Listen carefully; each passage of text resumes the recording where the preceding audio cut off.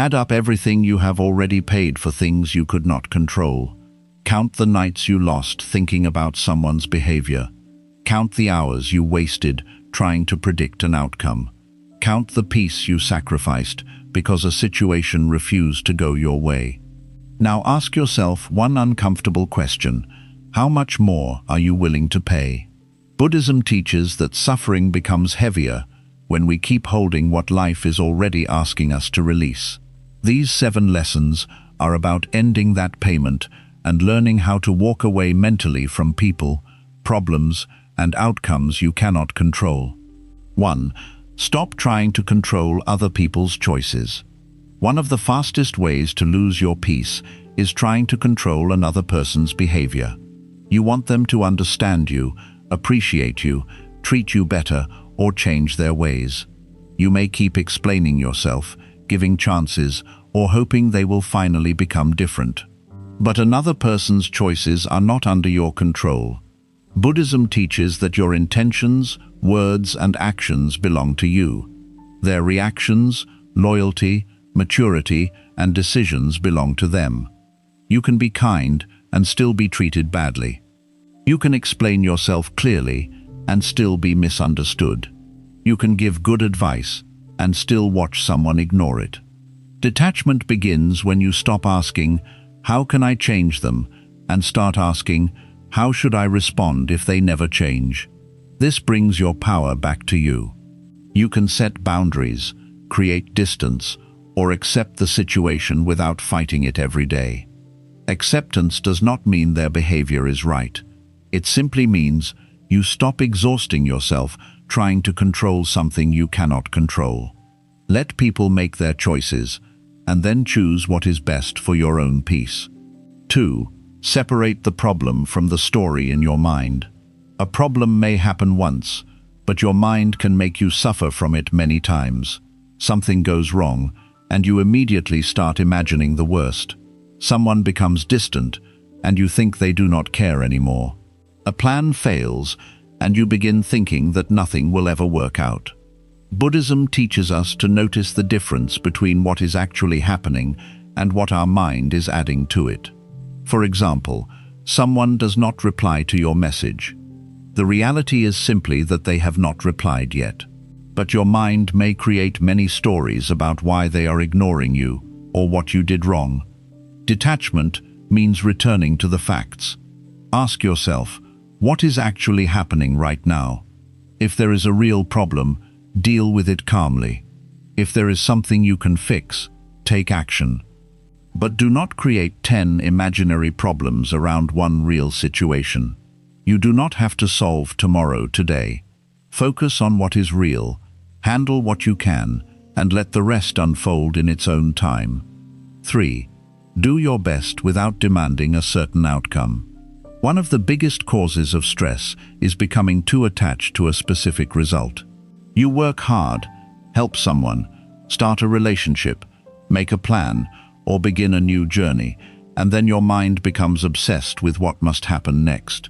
You tell yourself, "This has to work, they have to choose me, I must succeed," or "Things must happen exactly the way I planned." Buddhism teaches that you can control your effort, but you cannot control every outcome. You can prepare well and still face failure. You can treat someone with kindness and still be disappointed. You can give your best in a relationship and still watch it end. You can work hard toward a goal and still meet delays, rejection, or unexpected problems. This does not mean you should stop caring about results. It means you should stop making your peace depend completely on them. Your responsibility is to do what you can with sincerity, patience, and discipline. After that, you have to allow life to unfold. Think of planting a seed. You can choose good soil, give it water, and protect it from harm, but you cannot force it to grow overnight. In the same way, you can take the right actions in life, but you cannot force success to arrive exactly when you want it. When you become too attached to an outcome, even good effort starts to feel stressful. Instead of enjoying the work, you constantly check whether it is paying off. Instead of enjoying a relationship, you become afraid of losing it. Instead of living in the present, you keep worrying about the future. Detachment gives you a healthier mindset. You can say, I will give this my best, but I will also accept that the result may be different from what I expected. This does not make you weak or careless. It makes you emotionally stronger, because your peace is no longer controlled by one result. Sometimes life gives you what you wanted. Sometimes it gives you something different. Sometimes what feels like a failure today may protect you from something that was not right for you. You may not understand the reason immediately, but you do not need to understand everything in order to keep moving forward. Do your part fully, work hard, speak honestly, love sincerely, and make wise decisions. But after you have done what you can, release the need to control what happens next. When you stop demanding that life follow your exact plan, you become calmer, more flexible, and much harder to disturb. 4. Let uncertainty exist without fighting it. One of the hardest things for the mind to accept is uncertainty. We want to know what will happen next, whether someone will stay, whether a relationship will work, whether our plans will succeed, and whether the future will be safe. When we do not have clear answers, the mind becomes restless and starts searching for certainty everywhere. You may replay conversations, imagine different outcomes, ask the same questions again and again, or think about every possible thing that could go wrong. You believe that if you think enough, you will finally feel safe. But most of the time, overthinking does not give you certainty. It only gives you more fear. Buddhism teaches that life is always changing. People change, situations change, emotions change, plans change, and even the things we once believed were permanent can disappear. This is the truth of impermanence. We cannot stop change, but we can learn how to stop fighting it. Detachment means accepting that you will not always know what is coming next. You may not know whether someone will stay in your life. You may not know whether a new opportunity will work out. You may not know whether the decision you are making today will lead exactly where you hope. But not knowing does not mean something bad is going to happen.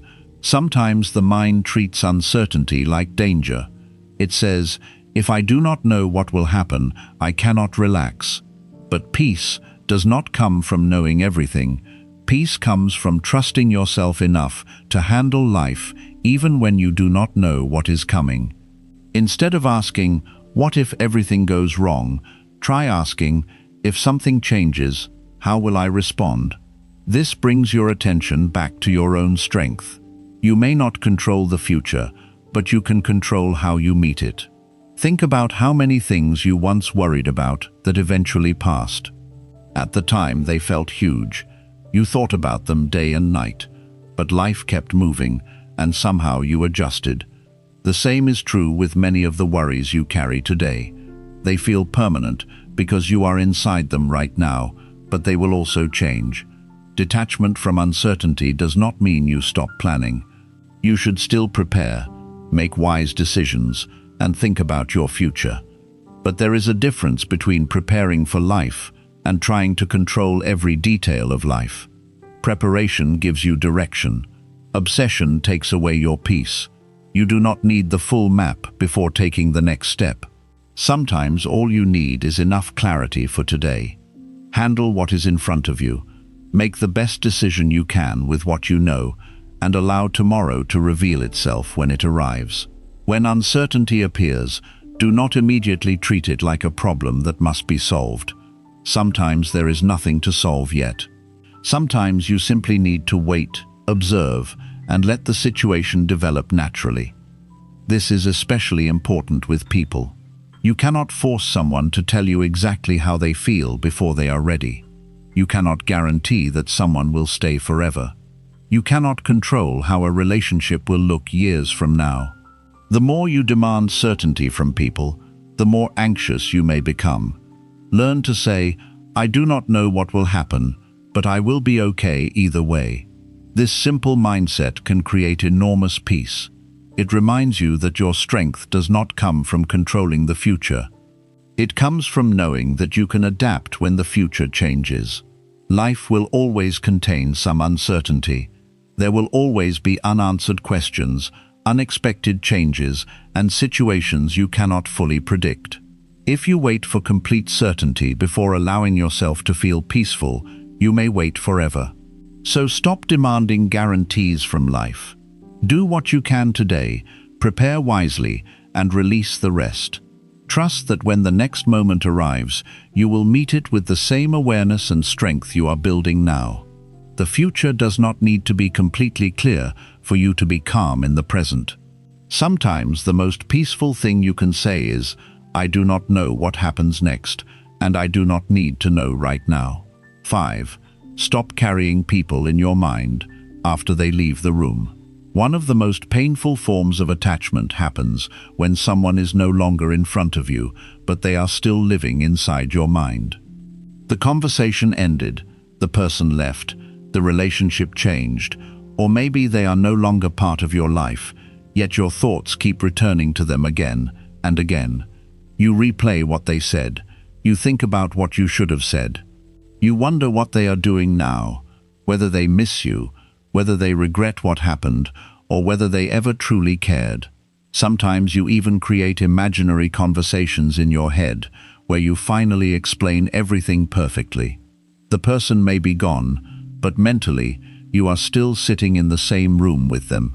Buddhism teaches that suffering grows when the mind keeps holding on to something that has already changed. The event may be over, but attachment keeps bringing it back into the present. This is why one painful moment can continue hurting for months or even years. Detachment does not mean pretending that the person never mattered.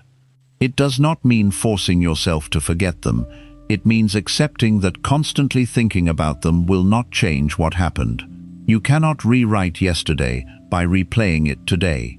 If someone hurt you, thinking about their behavior every morning will not undo the pain. If someone left, imagining different endings will not bring back the version of the relationship you wanted. If someone misunderstood you, repeating your explanation inside your mind will not suddenly make them understand. At some point, you have to ask yourself, how much of my present life am I giving to someone who is no longer here? This question can be uncomfortable, but it is important. Every hour you spend mentally chasing the past is an hour you are not fully living in the present. Sometimes people stay in your mind because you are still waiting for something from them. Maybe you want an apology. Maybe you want an explanation. Maybe you want them to realize they were wrong. Maybe you want them to come back and finally appreciate you.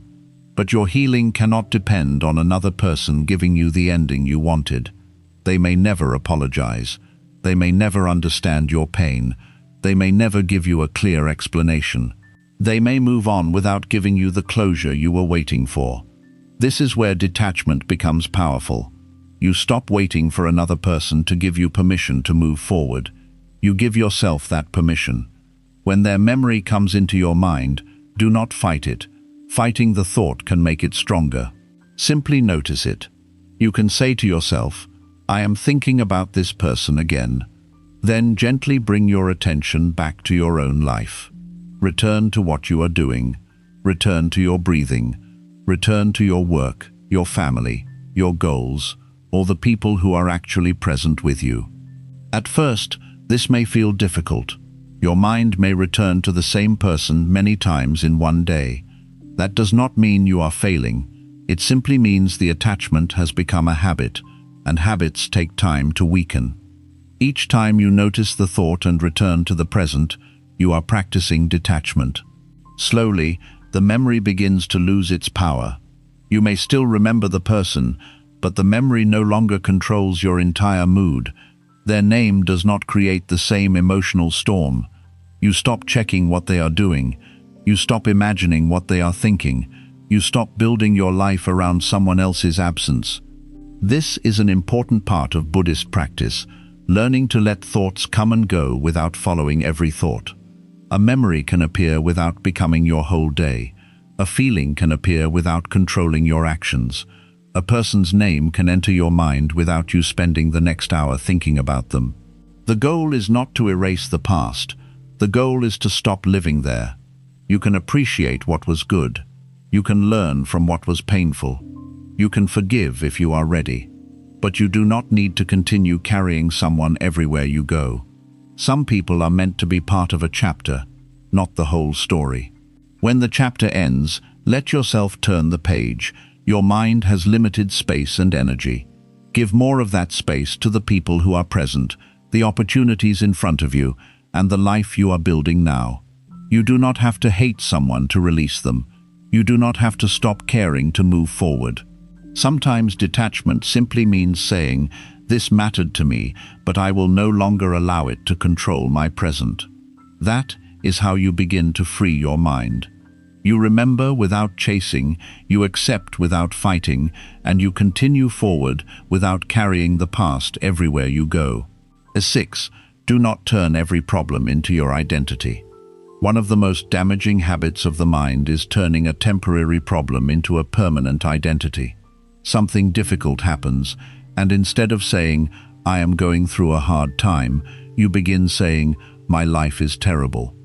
You make a mistake, and instead of saying, "I made a mistake," you begin thinking, "I am a failure." Someone rejects you, and instead of seeing it as one person's decision, you begin believing, "Nobody will ever want me." This is how one painful experience slowly becomes a story about who you are. Buddhism teaches us that everything changes. Thoughts change, emotions change, situations change, relationships change, and even the way we see ourselves can change. Nothing stays exactly the same forever. This means the problem you are facing today is not your permanent identity. It is something you are experiencing, not everything that you are. There is a big difference between saying, "I am suffering," and saying, "Suffering is present right now." The first statement makes suffering feel like your entire identity. The second reminds you that suffering is an experience moving through your life. It may be painful, difficult, and real, but it is still an experience. It does not describe your entire future. Imagine losing a job. At first, the problem is simple. You no longer have that job. But the mind may quickly add more painful thoughts. "I am useless. I have failed. Everyone is moving ahead except me. I will never recover." Now you are no longer dealing with one problem. You are dealing with the problem plus a painful identity you created around it. The same thing happens in relationships. Someone leaves you, and instead of thinking, "This relationship ended," you begin thinking, "I am impossible to love." Someone treats you badly, and you start believing that you are not valuable. A friendship ends, and you tell yourself that nobody stays. One person's behavior becomes evidence against your entire worth. This is why detachment is so important.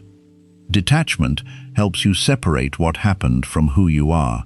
You can experience rejection without becoming rejected in your own mind. You can experience failure without becoming a failure. You can feel lonely without deciding that you are someone who will always be alone. You can go through confusion without believing that your entire life is lost. Buddhism encourages us to observe our thoughts instead of immediately believing them. A thought may feel true because it is emotional, but feelings do not always tell the full truth. When you are hurt, the mind speaks in extreme language. It says, "always," "never," "everyone," and "nothing." It tells you that this pain will last forever because it cannot see beyond the present moment. When you feel like this, slow down and look at what is actually happening. Instead of saying, "My whole life is falling apart," ask yourself, what part of my life is difficult right now? Maybe one relationship is struggling. Maybe one plan failed. Maybe one area of your life feels uncertain. That is very different from saying everything is destroyed. This small change in thinking can protect your peace. When you turn every problem into your identity, you also make the problem harder to solve. If you believe, "I am a failure," you may stop trying. If you believe, I am weak, you may avoid challenges. If you believe, nobody cares about me, you may push away people who actually do care. Your identity begins influencing your decisions, and your decisions begin creating more evidence for the identity. For example, someone who tells themselves, I always fail, may become afraid to try something new. Because they do not try, they do not improve. Because they do not improve, they continue feeling stuck. Then they say, see, I knew I was a failure. The belief keeps feeding itself. Detachment interrupts this cycle. Instead of saying, I always fail, say, this did not work, so what can I learn from it? Instead of saying, nobody respects me, ask, which relationships in my life need better boundaries? Instead of saying, I am completely lost, ask, what is one clear decision I can make today? These questions bring you back to reality and action. A problem should become something you work with, not something you become. Think of emotions in the same way. You may wake up feeling sad, anxious, angry, or empty.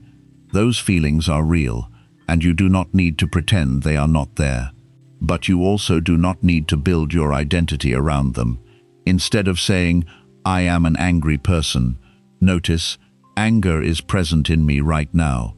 Instead of saying, I am miserable, notice, I am experiencing sadness today.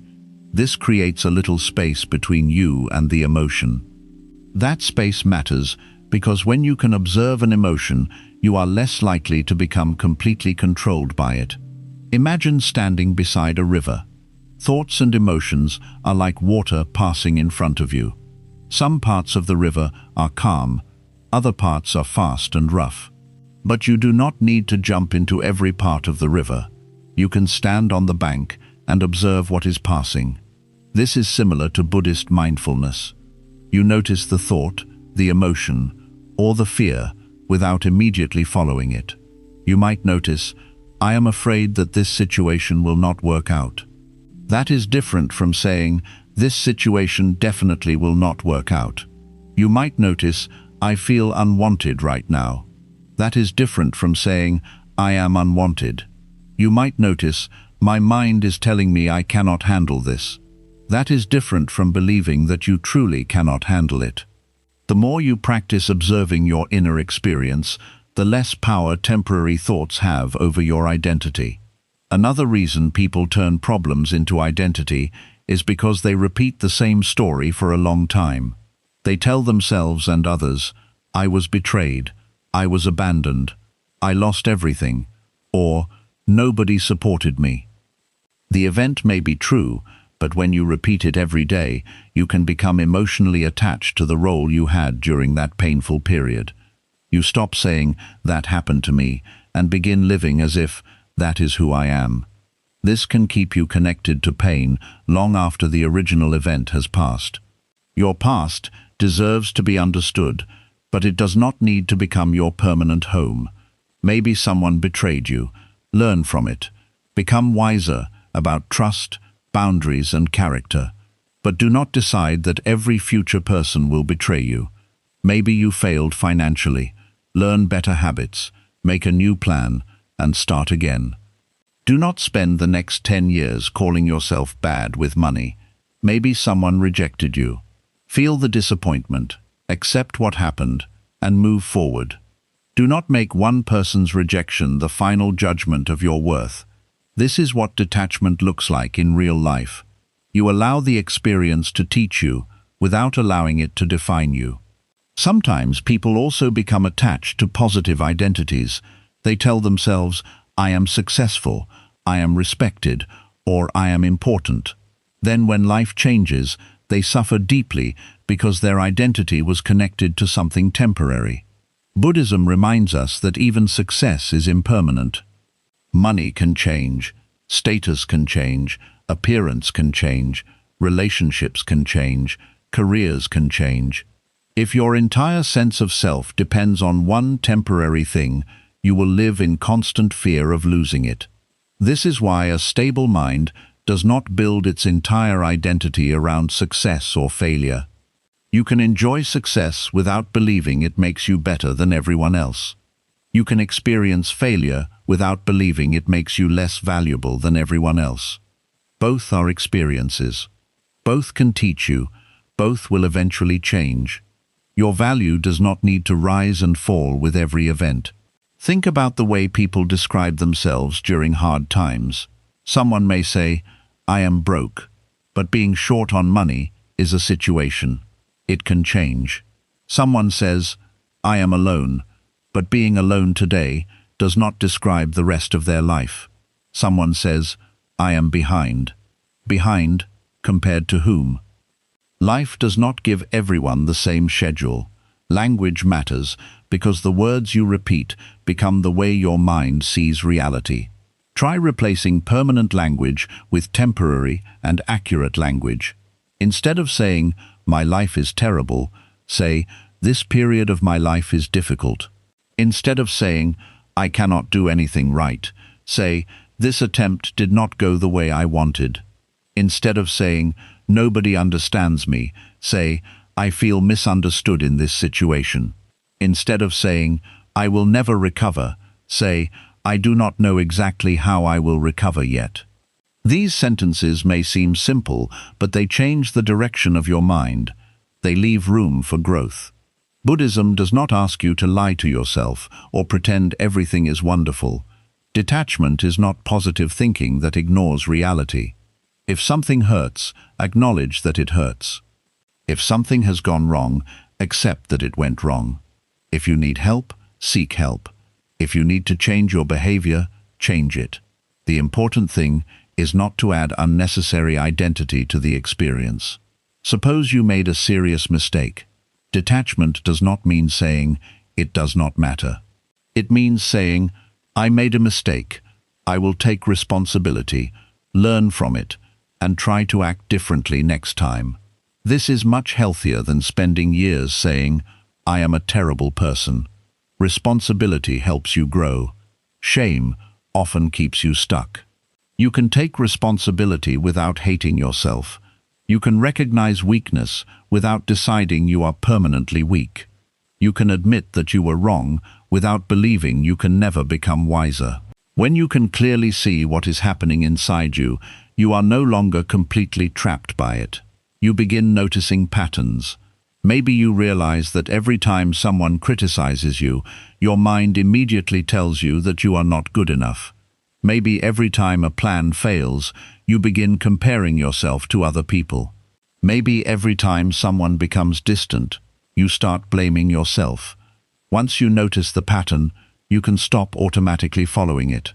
You can say, "My mind is creating the same old story again." That awareness is powerful. You do not need to fight the thought. You simply stop treating it like an unquestionable truth. Another useful practice is to ask yourself, would I describe someone I love this way? If a close friend lost their job, would you tell them, "You are a complete failure"? Probably not. You would remind them that one difficult situation does not define them. If a friend was rejected, you would not say, "Nobody will ever love you." You would tell them that one person's choice does not determine their worth. Give yourself the same fairness. We are often much harsher with ourselves than we would ever be with another person. Detachment also means understanding that you are larger than the situation you are currently facing. Your life contains many parts. You may have one problem in your career while still having people who love you. You may be struggling financially while still having valuable skills. You may be going through heartbreak while still having dreams, health, friendships, interests, and possibilities ahead of you.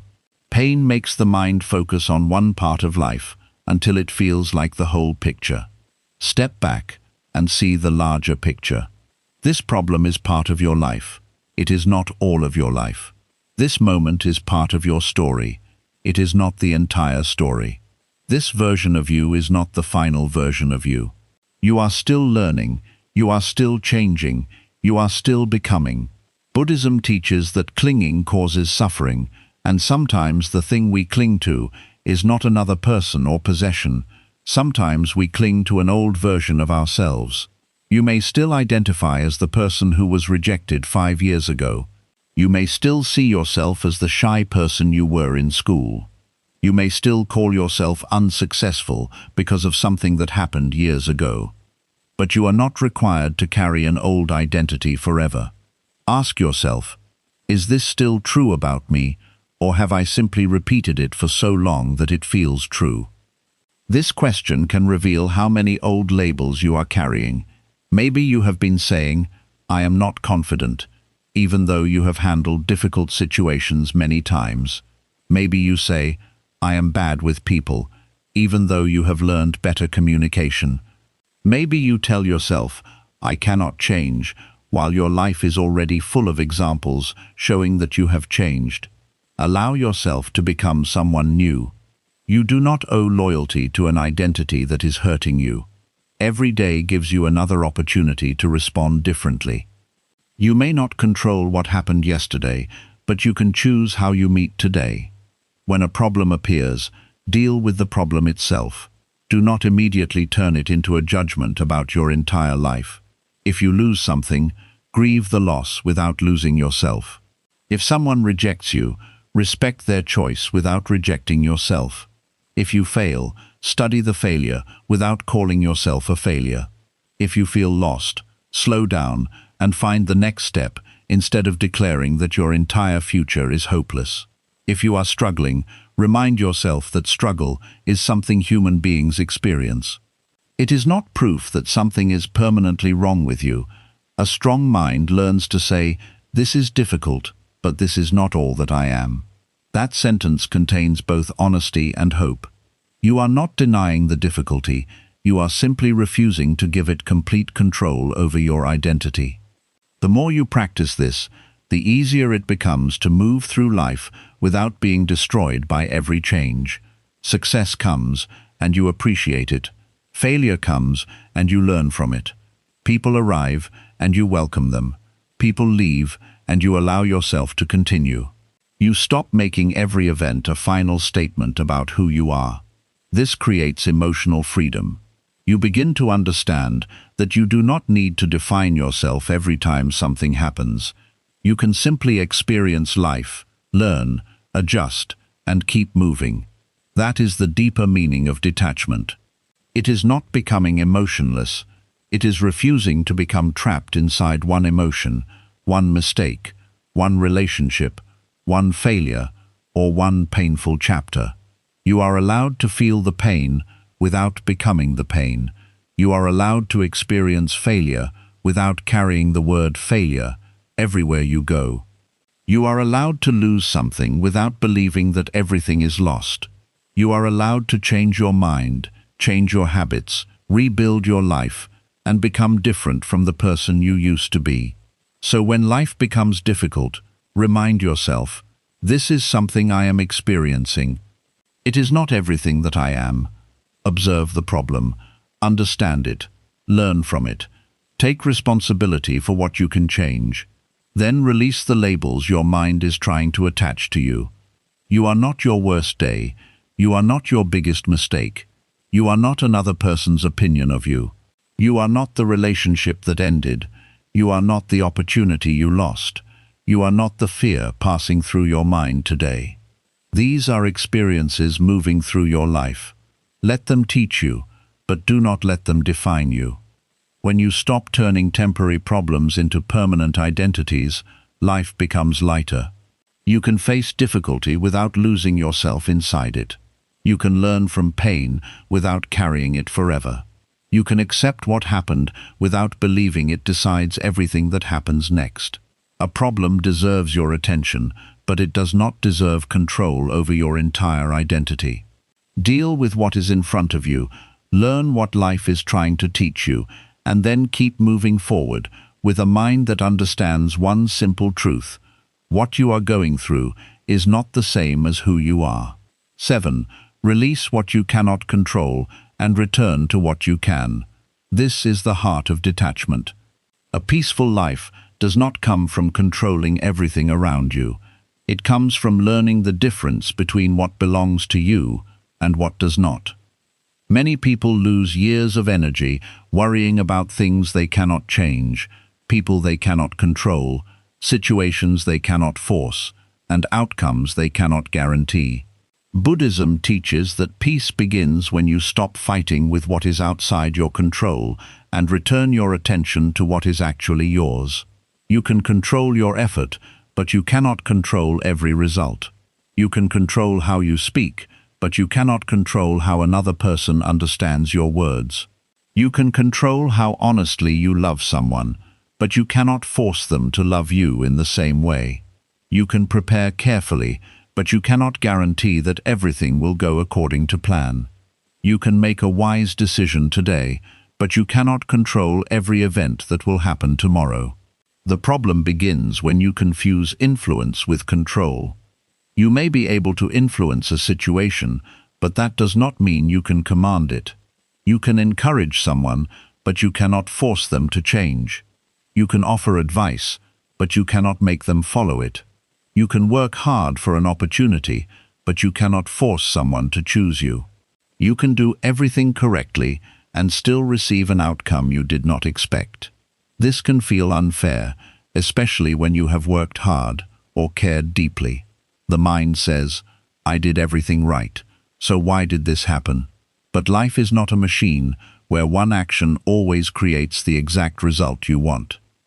There are many conditions working at the same time, and many of them are outside your control. Buddhism teaches us to see this clearly instead of fighting against it. When something is disturbing you, ask yourself a simple question: is there anything useful I can do about this right now? If the answer is yes, then act. If you made a mistake, apologize. If a problem needs attention, deal with it. If you need to improve, improve. If a conversation needs to happen, have it calmly. If a decision needs to be made, make the best decision you can with the information you have. But after you have done what is yours to do, you must learn to release the rest. This is where many people struggle.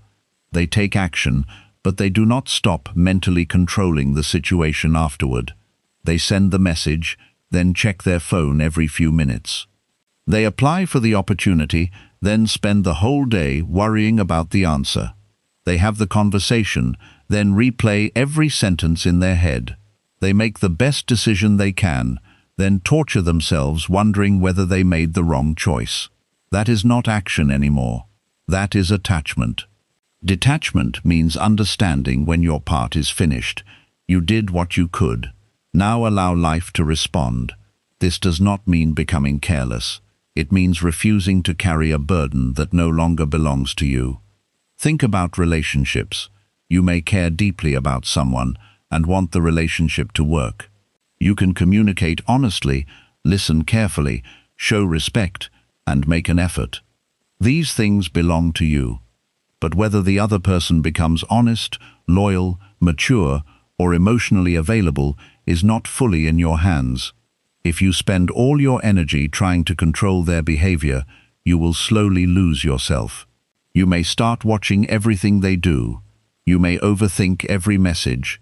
You may constantly worry about whether they are changing. You may keep explaining the same thing, hoping they will finally understand.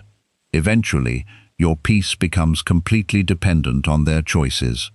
This is not healthy detachment. Healthy detachment says, "I will communicate clearly. I will treat you with respect. I will tell you what I need, but I will not force you to become the person I want you to be." Then you observe. Their choices will show you what you need to know. If they treat you well, you can appreciate the relationship. If they repeatedly disrespect you, you can create distance. If they leave, you can grieve and eventually continue your life. You cannot control their choice, but you can control your response to their choice. That is where your power is. The same is true with problems. Sometimes a problem appears, and your mind immediately wants a complete solution. You want to know exactly how everything will end. But some problems take time. Some situations require patience. Some answers only become clear after more information appears. Trying to solve everything immediately can create more suffering than the problem itself. Imagine waiting for an important result. Maybe it is a job, an application, a business decision, or something personal. You have already done everything you can. Now there is nothing left to do but wait. The mind hates this. It begins creating scenarios. What if it goes wrong? What if I lose the opportunity? What if I made a mistake? What if something bad happens? But these thoughts do not change the result. They only steal your present peace. In moments like this, remind yourself, the outcome is not in my hands right now. Then return to your day. Eat your meal. Do your work. Talk to the people around you. Go for a walk. Rest. Continue living. Do not put your entire life on hold while waiting for one answer. Another important part of detachment is accepting that some situations cannot be fixed. This can be difficult because we are often taught that every problem has a solution. But sometimes the solution is not fixing the situation. Sometimes the solution is accepting that it has changed. A relationship may truly be over. An opportunity may truly be gone. Someone may never apologize. A mistake may not be reversible. A chapter of your life may have ended permanently. When this happens, the mind often starts fighting reality. It says, "This should not have happened. They should come back. Things should be different." But repeating "should" does not change what is. Buddhism teaches that suffering grows when we demand that reality be different from what it already is. Acceptance does not mean you like what happened. It means you stop wasting energy arguing with a fact that cannot be changed. Suppose someone leaves your life. You may wish they had stayed. You may feel hurt. You may not understand why they made that choice. But if they have truly decided to leave, you cannot create peace by spending months trying to mentally force them back. At some point, you must say, "This is what happened. I do not like it, but I accept that it happened." That sentence may hurt, but it also begins to free you. Acceptance creates space for the next chapter. When you release what you cannot control, you are not losing power. You are stopping yourself from wasting power in the wrong place. Think of how much energy people spend on things that do not belong to them. They worry about what other people think. They worry about who likes them. They worry about whether someone will choose them. They worry about the past. They worry about future events that have not happened. They worry about conversations they cannot change and outcomes they cannot predict. Imagine what would happen if all that energy returned to your own life. Instead of worrying about whether someone respects you, you could focus on respecting yourself. Instead of worrying about whether someone chooses you, you could focus on choosing relationships that are healthy for you. Instead of worrying about what everyone thinks, you could focus on living according to your own values. Instead of replaying yesterday, you could use today to build something better. Detachment returns your energy to the present, and the present is the only place where real action is possible. You cannot act yesterday, you cannot act tomorrow, you can only act now. This is why mindfulness is so important in Buddhism. Mindfulness teaches you to return to what is happening in this moment, instead of constantly living inside memories and predictions. When your mind moves into the past, notice it. When your mind races into the future, notice it. Then gently return to what you can do now. Maybe right now you can breathe slowly. Maybe you can finish one task. Maybe you can drink water, rest, or take care of your body. Maybe you can send one important message. Maybe you can stop arguing with someone. Maybe you can simply sit quietly and allow a difficult feeling to pass. These small actions are often more powerful than hours of worrying. Another lesson in detachment is that control can sometimes hide fear. We try to control people because we are afraid of losing them. We try to control outcomes because we are afraid of failure. We try to plan every detail because we are afraid of uncertainty. The more afraid we become, the tighter we hold. But holding tighter does not always make life safer. Sometimes it creates more anxiety. Imagine holding sand in your hand. If you keep your hand relaxed, the sand remains there. If you squeeze too hard, much of it slips through your fingers. Relationships can feel similar. When you become desperate to control someone, you may create pressure. When you become desperate to control an outcome, you may lose the ability to think clearly. Detachment allows you to hold life with an open hand. You appreciate what is here, but you understand that everything can change. You love people, but you know they have their own path. You work toward goals, but you know success is not guaranteed. You make plans, but you remain flexible when life changes them. This is not weakness, it is wisdom. A flexible mind suffers less than a rigid mind because it can adapt. Think about a tree during strong wind. A rigid branch may break because it refuses to bend. A flexible branch moves with the wind and survives. Your mind can learn the same flexibility. When life changes unexpectedly, instead of saying, "This was not supposed to happen," ask, "What do I do now?" That question is powerful because it moves you from resistance to response. You stop wasting energy on how things should have been and begin working with how things actually are. Suppose a plan fails. The attached mind says, "Everything is ruined." The detached mind says, "That plan failed. What is the next option?" Suppose someone disappoints you. The attached mind says, "They must change." The detached mind says, "This is who they are showing themselves to be. What boundary do I need?" Suppose an opportunity disappears. The attached mind says, "That was my only chance." The detached mind says, "That opportunity is gone. Where else can I direct my effort?" This is not blind positivity, it is practical strength. You acknowledge reality, then decide what is still possible. Detachment also teaches you to stop trying to control how people see you. This is a huge source of unnecessary stress. People spend enormous amounts of time trying to manage other people's opinions. They explain themselves too much. They try to impress everyone. They become upset when someone misunderstands them. They change their behavior because they are afraid of judgment. But no matter how carefully you live, different people will see you differently. Someone will like you. Someone will dislike you. Someone will understand you. Someone will misunderstand you.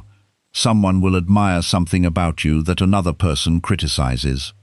You cannot build a peaceful life while trying to control every opinion. Your responsibility is to live honestly and act according to your values. If you make a mistake, correct it. If criticism is useful, learn from it. But if someone chooses to misunderstand you despite your honesty, you do not have to spend your life chasing their approval. Let people think what they think. Their opinion exists in their mind. Your life exists in yours. This does not mean ignoring all feedback. Wise detachment means listening without becoming controlled by every voice. You can consider another person's opinion without allowing it to become your identity. Ask yourself, is there something useful here? If yes, learn. If no, release it. This simple practice can protect you from many unnecessary emotional battles. Another thing you cannot fully control is timing. People often become frustrated because life is not happening quickly enough. They say, "I should already be successful. I should already have found the right person. I should already know what I am doing. My life should be further ahead." But whose schedule are you following? Comparison creates the illusion that everyone should reach the same milestones at the same time. Buddhism teaches us to observe comparison because it creates craving and dissatisfaction. You look at someone else's life, and suddenly your own progress feels too slow. But you do not know their full story. You do not know what difficulties they have faced, what advantages they had, or what challenges they may face later. Your path does not need to look like theirs. Focus on the step in front of you. You may not control when everything happens, but you can control whether you keep moving. This is especially useful when progress is slow. Many people quit because they cannot control the speed of the result. They exercise for a short time and expect immediate change. They start a business and expect fast success. They work on themselves for a few weeks and expect every old habit to disappear. When the result does not arrive quickly, they become discouraged. Detachment says, "My responsibility is consistent effort. The timing of the result may be slower than I want." This makes patience possible. Patience is not sitting around doing nothing. It is continuing to do what is useful without demanding immediate proof that it is working. You keep showing up. You keep learning. You keep improving. You allow time to do its part. Detachment is also powerful during conflict. When someone becomes angry with you, your first instinct may be to control the conversation. You want them to calm down. You want them to understand your point. You want to win, but you cannot control their emotional state. You can only control yours. You can choose not to shout. You can choose not to insult them. You can choose to listen. You can choose to walk away if the conversation becomes unhealthy. This is an important shift. Instead of asking, "How do I make them behave differently?" ask, "How do I want to behave in this moment?" The first question makes your peace dependent on them. The second returns responsibility to you. Sometimes the strongest thing you can do is stop participating in a situation you cannot improve. You do not need to attend every argument you are invited to. You do not need to answer every accusation. You do not need to correct every misunderstanding immediately. You do not need to prove yourself every time someone doubts you. Silence can sometimes be a form of detachment. Distance can sometimes be a form of wisdom. Walking away can sometimes protect more peace than winning the argument. Another important truth is that letting go often needs to happen more than once. You may decide today that you are releasing a person, fear, or outcome.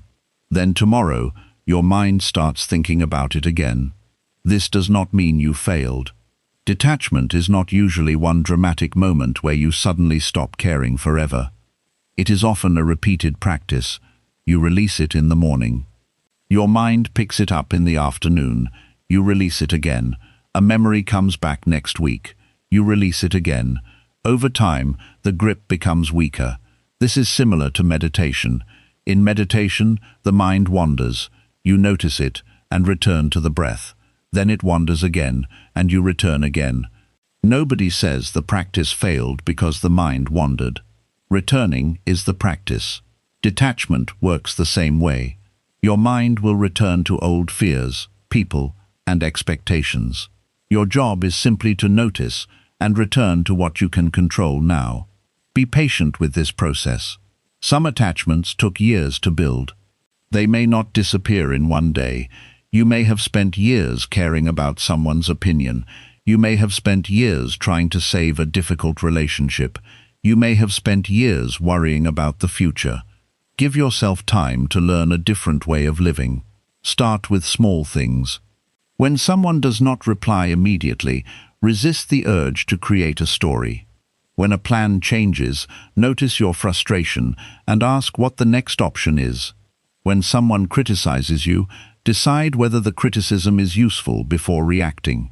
When you catch yourself worrying about tomorrow, return to today's task. Every small moment becomes practice. Eventually, detachment becomes less like something you force yourself to do and more like the natural way you respond to life. You begin to recognize very quickly when something is not yours to control. Someone is upset with you, despite your honest explanation. Their reaction belongs to them. A decision has already been made. The past is finished. You have submitted your work and are waiting for the result. The outcome is no longer in your hands. Someone keeps repeating behavior you cannot change. Their choices belong to them. Your boundary belongs to you. The future is uncertain. Your preparation belongs to you. Certainty does not. This clarity simplifies life. Instead of carrying everything, you carry your part. That is enough. One of the deepest forms of peace comes when you stop believing that you must control life in order to be safe. You begin trusting your ability to respond. This changes everything.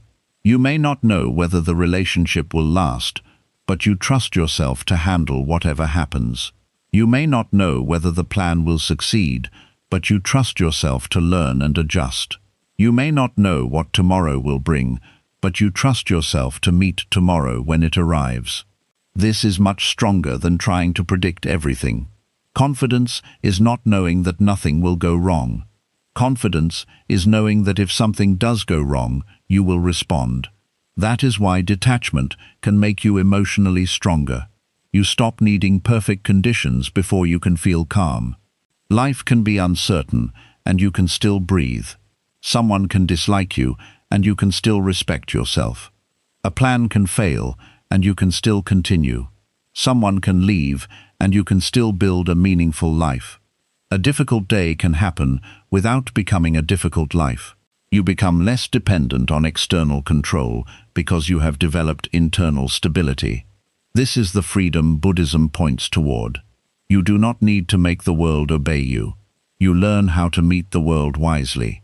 So whenever you feel overwhelmed, separate the situation into two parts.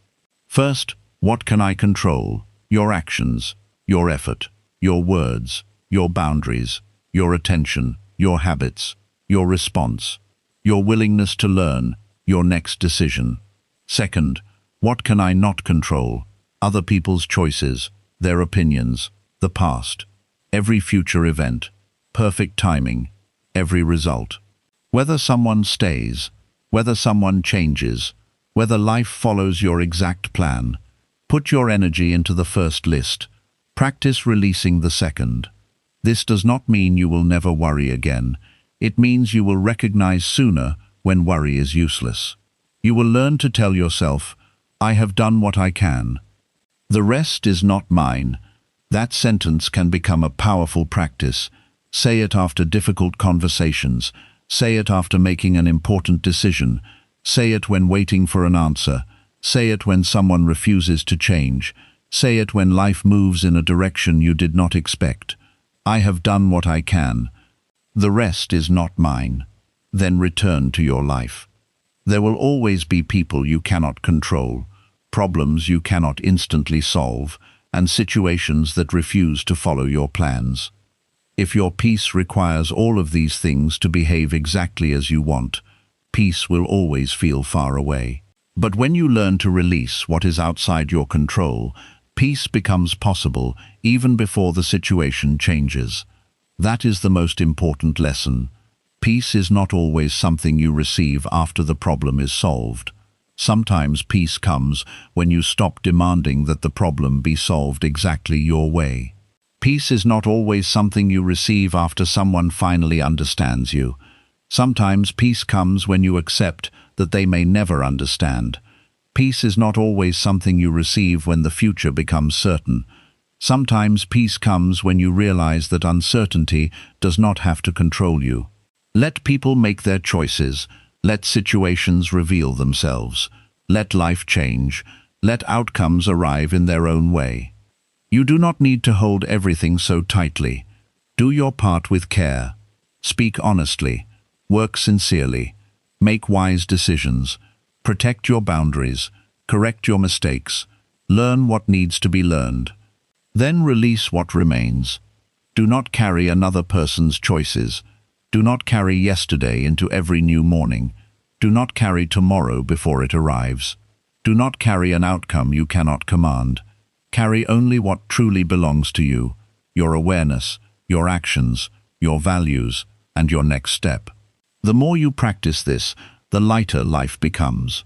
Problems may still come, but you stop becoming the problem.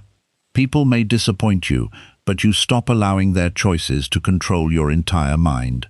Plans may change, but you become flexible enough to change with them. This is not giving up on life. It is giving up the exhausting belief that life must always happen according to your wishes. And when that belief begins to loosen, something beautiful happens.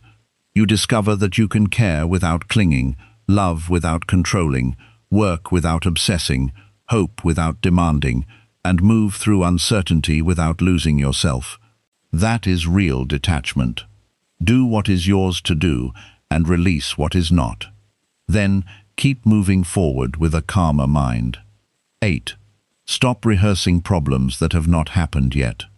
One of the biggest ways people lose their peace is by suffering from problems that have not even happened. The mind looks at the future and immediately starts creating difficult situations. It imagines rejection, failure, arguments, loss, embarrassment, woofings, disappointment, and everything that could possibly go wrong. Nothing has happened yet, but emotionally, you are already living through the pain. You may be sitting quietly in your room, but your mind is somewhere in tomorrow. You are thinking about what someone might say, what could happen at work, whether a plan will fail, whether someone will leave, or whether something unexpected will destroy what you have built. The body is in the present, but the mind is fighting a future that does not exist yet.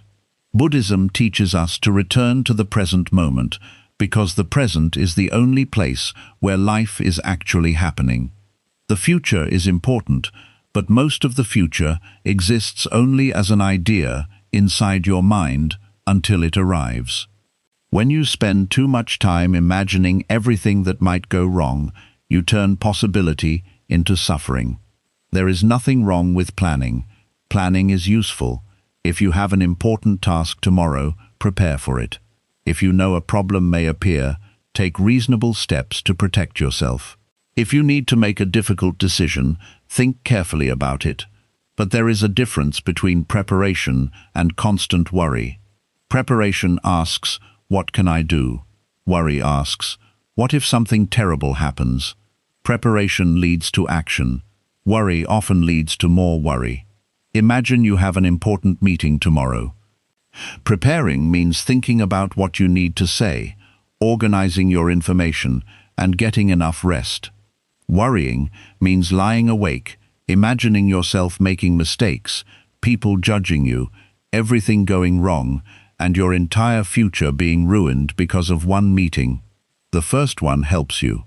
The second one drains you. Detachment means learning when thinking has stopped being useful. Ask yourself, is this thought helping me prepare, or is it only making me afraid? That question can save you from many hours of unnecessary suffering. The mind often believes that worrying is a form of protection. It thinks, if I imagine every bad possibility, I will be ready. But there are endless things that could happen. You could spend your entire life preparing mentally for situations that never arrive. Think about how many things you worried about in the past that never happened the way you imagined. Maybe you feared someone would reject you, but they did not. Maybe you believed a situation would become terrible, but it worked out. Maybe you lost sleep over a conversation that turned out to be simple. Maybe the problem happened, but you handled it much better than you expected. Your mind is not always a reliable predictor of the future. Fear often creates the darkest version of what might happen. Buddhist practice encourages observation. When a frightening future thought appears, you do not need to immediately believe it. You can notice it and say, "This is a thought about the future." It is not something happening right now. That small reminder creates space. Suppose your mind says, "What if this person leaves me?" Instead of immediately becoming afraid, notice what is happening. Right now, has the person actually left? If the answer is no, then you are suffering from an imagined future. You can still pay attention to the relationship, you can communicate honestly, you can notice real problems, but you do not need to spend every peaceful moment preparing emotionally for abandonment. If the relationship changes later, you will deal with that reality when it arrives. You do not need to lose the relationship in your mind before you lose it in real life. This happens with money too. Someone may have enough money for their present needs, but they constantly imagine financial disaster. What if I lose my job? What if everything becomes expensive? What if something happens and I cannot recover? Some preparation is wise. Saving money, reducing unnecessary expenses, and building useful skills are practical actions. But once you have taken reasonable action, endless fear does not make you safer. At some point, worrying about money begins costing you something money cannot easily buy back: your peace. The same happens with health, work, relationships, family, and personal goals. The mind always wants certainty about what happens next, but certainty is rarely available. This is why Buddhist detachment is so useful. You learn to prepare without demanding complete certainty. You tell yourself, "I will deal wisely with what I know, and I will not torture myself with everything I do not know." This does not mean ignoring danger. It means dealing with real danger instead of imaginary danger. A real problem deserves your attention. An imagined problem deserves observation. Learn the difference. Another reason people constantly rehearse future problems is because they do not trust themselves. Deep inside, they believe, if something goes wrong, I will not be able to handle it. This creates a strong need for control. You try to predict every situation because you believe predicting it will protect you. But no amount of thinking can predict everything. A healthier approach is building trust in your ability to respond. You do not need to know everything that will happen. You need to know that you can make decisions when things happen. Think about the problems you have already survived. There were situations you did not expect. There were moments when you had no perfect plan. There were times when you were confused, disappointed, or afraid, and yet you found a way through. Maybe you did not handle everything perfectly, but you learned. That matters. Every difficult experience you survive becomes evidence that you are more adaptable than your fear tells you. Instead of saying, "I need to know what will happen," begin saying, "I trust myself to respond when it happens." That is a powerful form of detachment. It moves your confidence away from controlling life and toward trusting your ability to meet life. The future becomes less frightening when you stop believing you must control every detail of it. You also need to understand that constantly thinking about the future can steal good moments from the present. Imagine sitting with people you care about, but instead of enjoying their presence, you are thinking about what could happen next month. Imagine reaching an important goal, but instead of appreciating it, you immediately begin worrying about losing it. Imagine having a peaceful day, but spending the entire day preparing emotionally for a problem that may never arrive. This is how people miss their own lives. They are always waiting for something bad to happen. They cannot enjoy peace because they do not trust peace. The mind says, something will probably go wrong soon. So even when nothing is wrong, they create tension. Buddhism invites us to experience the moment as it is. If today is peaceful, allow today to be peaceful. You do not need to ruin a calm moment by imagining tomorrow's storm. If tomorrow becomes difficult, tomorrow will give you time to respond. But today is here now. This does not mean pretending that life will always be easy. Buddhism does not promise a life without difficulty. Problems, change, disappointment, aging, loss, and uncertainty are parts of human life. The teaching is not that problems will disappear. The teaching is that you do not need to suffer from every possible problem before it arrives. There is enough difficulty in life without creating extra difficulty through imagination. When you notice yourself rehearsing a future argument, stop for a moment. Maybe you are imagining what someone will say and how you will respond. You are building the entire conversation inside your head. Ask yourself, has this conversation actually happened? If not, return to the present. If a conversation needs to happen, prepare 1 or 2 important points, then stop rehearsing every possible reaction. People are unpredictable. Even if you rehearse 100 versions of the conversation, they may say something completely different. You cannot prepare for every sentence. What you can prepare is your own attitude. You can decide, I will try to remain calm. I will speak honestly. I will listen. If the conversation becomes disrespectful, I will step away. Now you have prepared what is actually under your control. You do not need to control the entire conversation.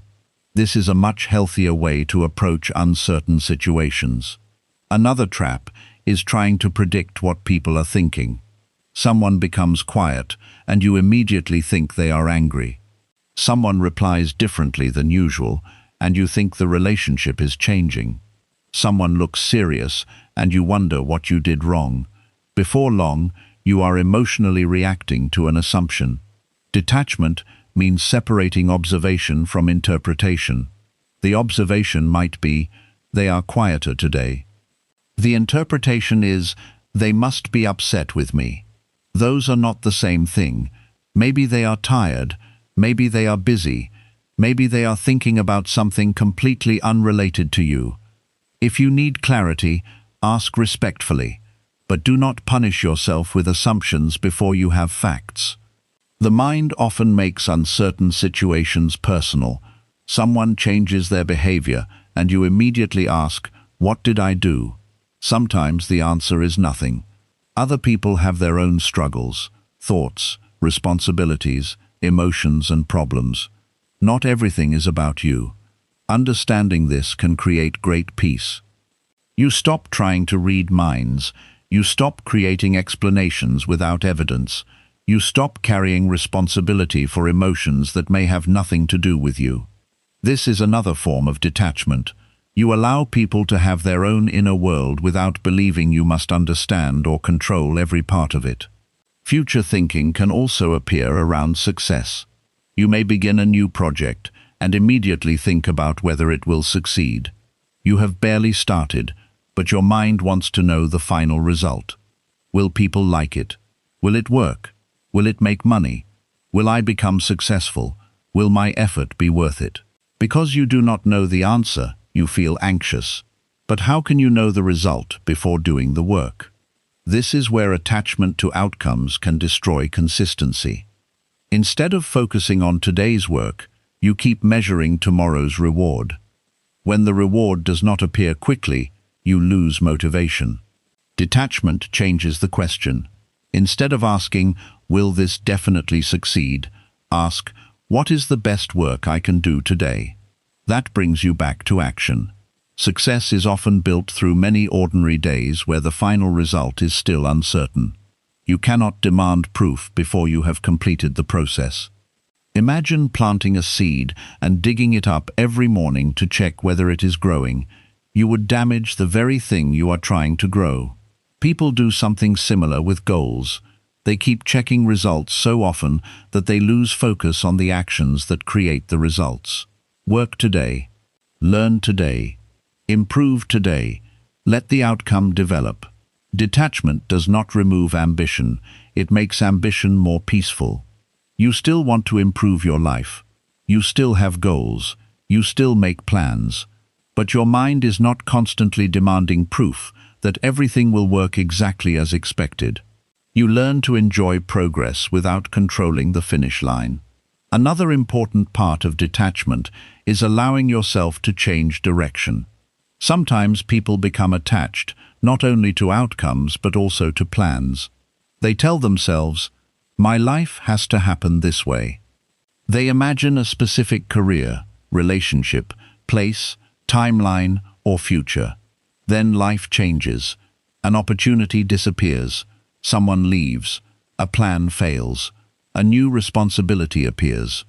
The person becomes angry because reality is different from the picture in their mind. This is where flexibility becomes important.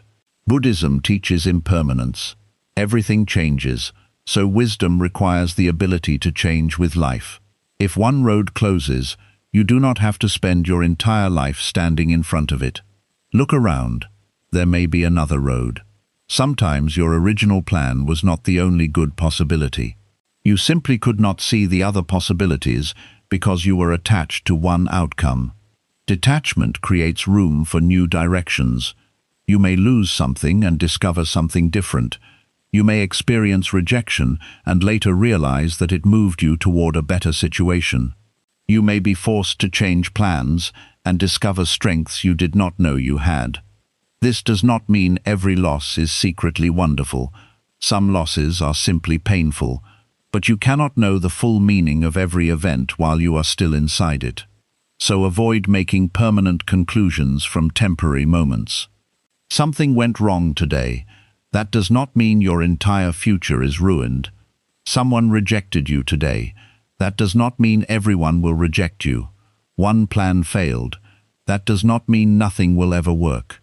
The mind often takes one event and predicts an entire future from it. Detachment interrupts this. You say, "This happened. I will deal with this. I do not need to decide what my entire future means because of one moment." This keeps the mind flexible. Another useful practice is to give yourself a clear time for thinking about a problem.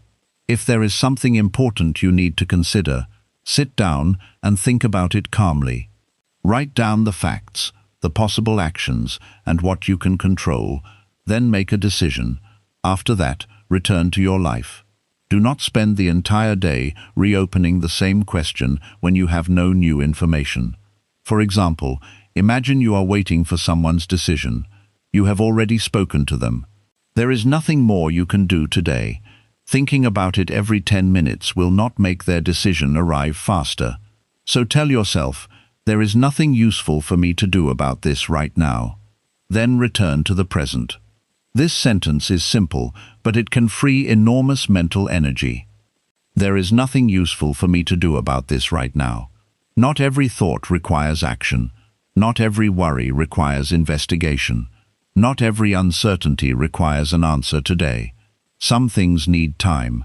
Let time do its work. This is difficult because modern life encourages constant checking. We check messages, updates, numbers, results, and reactions. Every few minutes, the mind looks for new information. This can make attachment stronger. When you are waiting for something, consider giving the situation some space. You do not need to check constantly. If the answer comes, you will eventually see it. Protect your attention. Your attention is one of your most valuable resources. Whatever receives your attention begins to occupy your inner world. If you give hours of attention to fear, fear becomes larger. If you give hours of attention to another person's behavior, that person begins controlling your mental space. If you give your attention to what you can actually do, you begin feeling stronger. This is why detachment is also about attention. You may not be able to prevent every thought from appearing, but you can become more careful about which thoughts you continue feeding. A thought appears. What if something goes wrong? Notice it. Then ask, is there an action I need to take? If yes, take the action. If no, return your attention to the present. This becomes a daily practice. At first, the mind may resist. It will say, but we need to keep thinking about this. Ask again, is there anything new I can do? If the answer is still no, then more thinking is probably not helping. Let the thought pass. Another reason future problems feel so powerful is because the mind wants emotional certainty. It wants a promise that you will never be hurt, rejected, embarrassed, or disappointed. No one can give you that promise. Even if someone promises never to leave, life can change. Even if a plan looks perfect, unexpected events can happen. Even if you do everything correctly, you may still experience disappointment. If your peace depends on receiving guarantees from life, peace will always be fragile. Instead, build a different kind of security. Build security inside yourself. Tell yourself, I cannot guarantee that life will always go my way, but I can learn to handle life when it does not. This is far more realistic. You stop looking for perfect certainty and start developing resilience. Resilience means you can bend without breaking. It means a difficult outcome may hurt you, but it does not end you. A rejection may disappoint you, but you continue. A mistake may embarrass you, but you learn. A loss may hurt deeply, but slowly you rebuild. This is real emotional strength. Detachment also teaches you not to borrow suffering from the future. If something painful truly happens later, you will have enough time to feel it then. Why experience it twice? Why experience the pain now through imagination, and then again later if it actually happens? And what if it never happens? Then you suffered for nothing. This is not a command to ignore realistic risks. It is a reminder not to turn possibility into certainty. Maybe the relationship could end. Maybe the plan could fail. Maybe someone could criticize you. Maybe something unexpected could happen. But could does not mean will. Leave some room for good possibilities too. The future is not only a place where bad things can happen. Good things can happen that you did not predict. You can meet people you never expected. You can discover opportunities you never planned.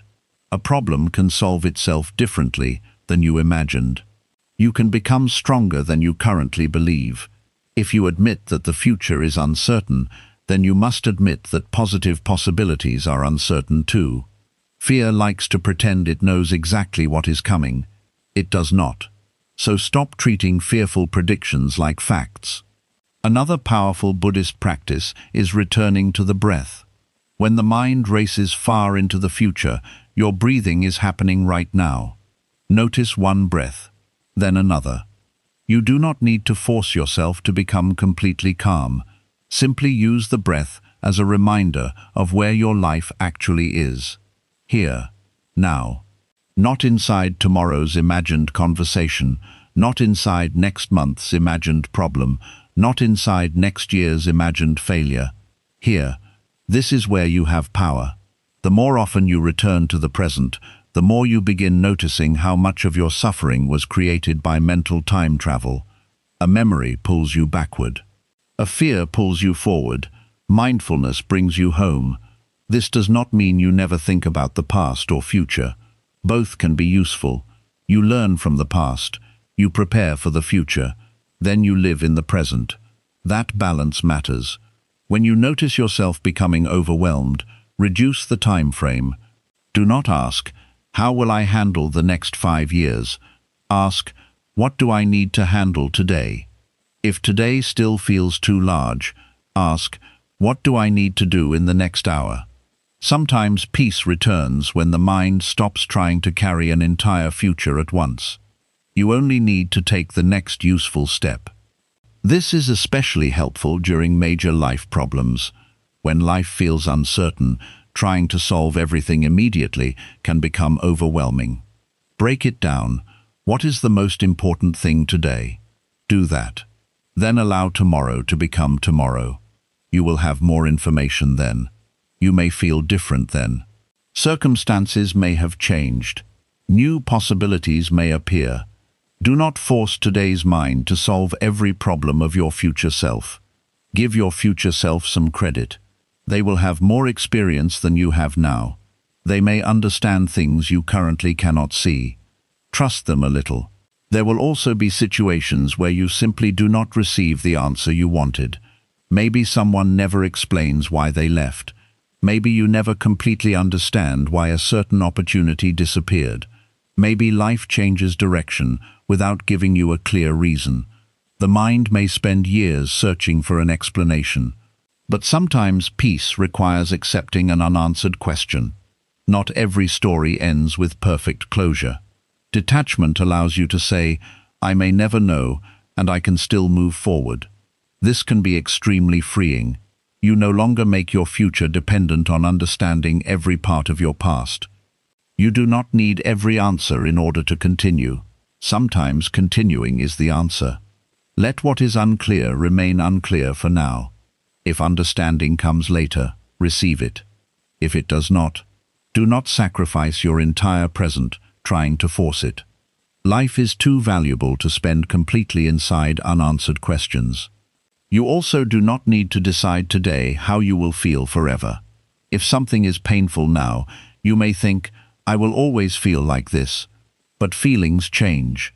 There were things that once hurt deeply that you can now remember calmly. There were problems that once felt impossible that now seem distant. Your current emotional state is not a permanent prediction. Give yourself time. Allow feelings to move. Do not make permanent decisions based on temporary emotional storms. This is another reason detachment is important.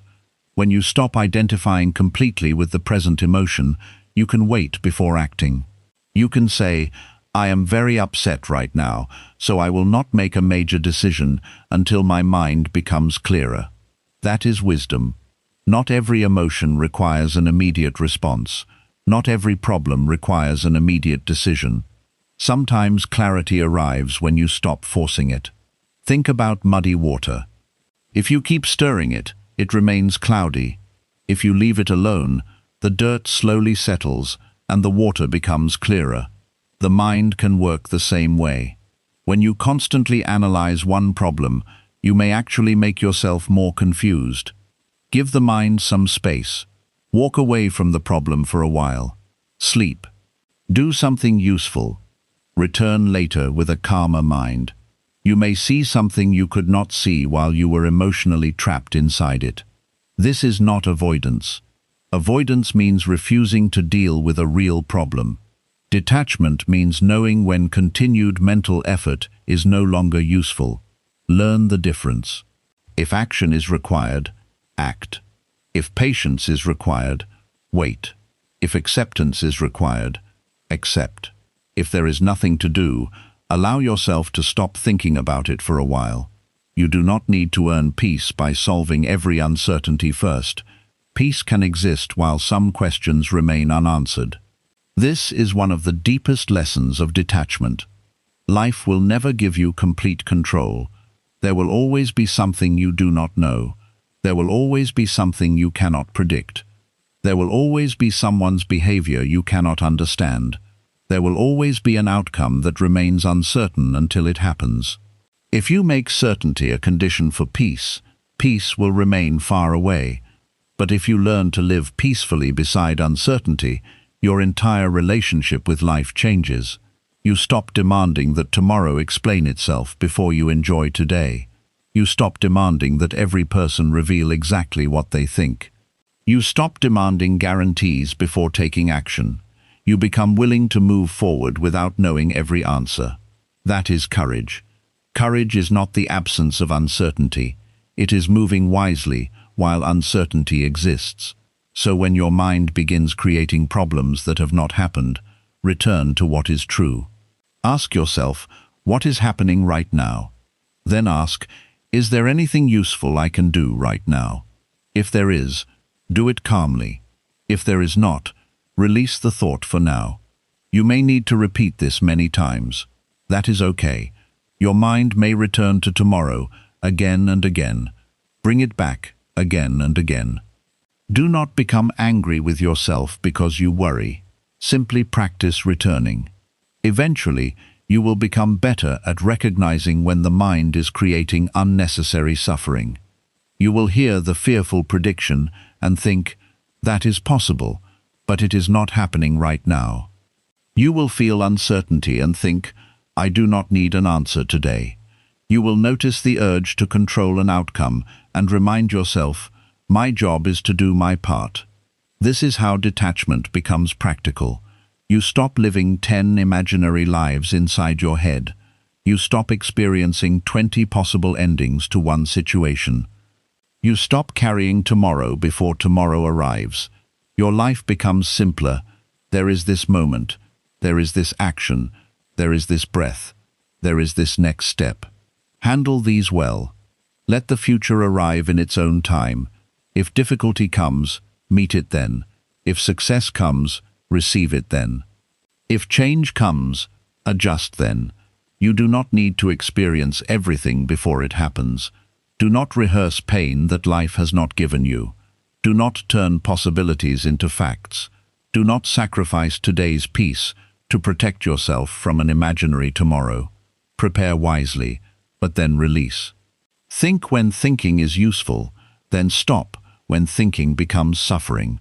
Trust yourself enough to know that whatever tomorrow brings, you will meet it with the awareness, experience, and strength available to you at that time. You were never meant to control every page before the story unfolds. Live the page that is open in front of you. Let tomorrow remain tomorrow. That is detachment, and that is how you stop suffering from problems that have not even happened yet. Detachment does not mean that you stop loving people, stop caring about your future, or stop trying to improve your life. It means you stop allowing everything outside your control to control what happens inside your mind. You still care, but you no longer cling. You still make plans, but you accept that plans can change. You still love people, but you understand that they have their own choices. You still work toward your goals, but you do not destroy your peace when the result is different from what you expected. Buddhism teaches us that much of our suffering comes from holding too tightly. We hold on to people who are changing, situations that are ending, expectations that are not being met, and outcomes we cannot guarantee. The tighter we hold, the more exhausted we become.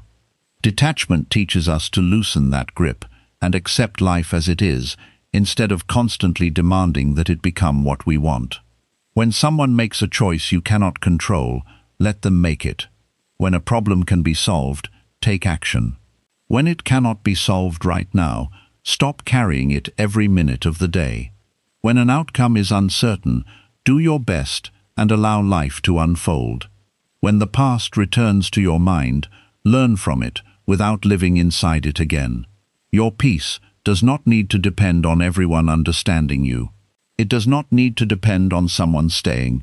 It does not need to depend on everything going according to plan. Real peace begins when you realize that even when life changes, you can change with it. So whenever your mind becomes heavy, return to one simple question. What is actually mine to control right now? Focus on your thoughts, your actions, your words, your boundaries, your effort, and your next step. Then release what belongs to other people, the past, the future, and life itself. You do not have to carry everything to prove that you care. Sometimes the strongest thing you can do is put down what was never yours to carry. Let people be people. Let situations change. Let endings end. Let uncertain outcomes unfold in their own time. Keep your heart open, but keep your mind free. Do what you can, accept what you cannot change, release what you cannot control, and continue moving forward with peace. That is the art of detachment.